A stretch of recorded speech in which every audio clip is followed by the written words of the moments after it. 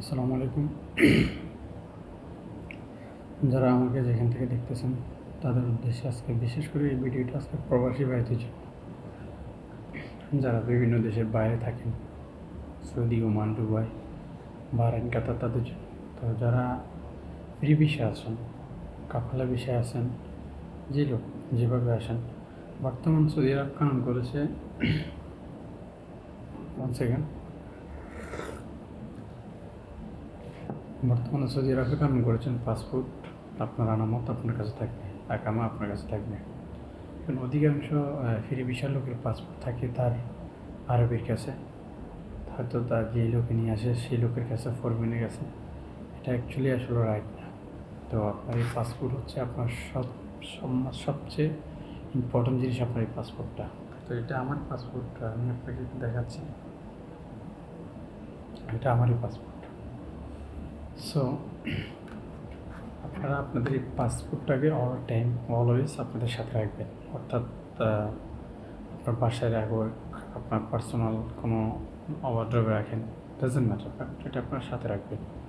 এটা আরবির কাছে বা কোনো ফরম্যানের কাছে, কোনো মদিরের কাছে, কোনো ম্যানেজারের কাছে না।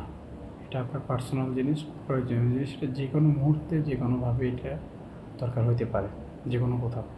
তো সেই ক্ষেত্রে আপনাকে আপনার পাসপোর্টটা আপনার নিজের আয়ত্তে রাখাটা অ্যাজ ইম্পর্ট্যান্ট। ঠিক আছে, এই হচ্ছে একটা বিষয়। দ্বিতীয়ত একটা বিষয় হচ্ছে, বর্তমানে যাদের ফ্রি ভিসা তারা কাজকাম করতে খুবই সচেতন, খুবই সাবধান। আপনার বলদিয়া যদি পড়েন, বলদিয়া যদি চেকে পড়েন, তাহলে কিন্তু আপনাকে দেশে পাঠিয়ে দিতে পারে, খরচ লাগে, এবং কি আপনাকে 3 মাসের জেলে খাটতে হইতে পারে।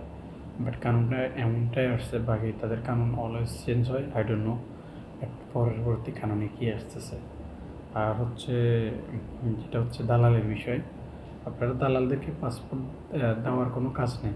কোনো ভিসা লাগাইতে দিতেছেন বা কোথাও ভিসা লাগাবেন, সরাসরি আপনারা তার সাথে যাবেন, আপনারা নিজে জমা দেবেন,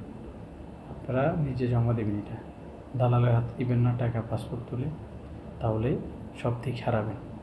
এখন অধিকাংশ মানুষ পাসপোর্ট দালালের হাতে দিয়ে ধরা খাচ্ছে, পাসপোর্টটা নিয়ে চলে যাচ্ছে, বাড়িতে যেতে পারতেছেন না, দেন কেউ ভিসা লাগাইতে পারতেছে না, কেউ কোনো কিছু পার্সোনাল যে কাজ, আর্জেন্ট যে কাজ পাসপোর্টের, এটা ছাড়া হয় না।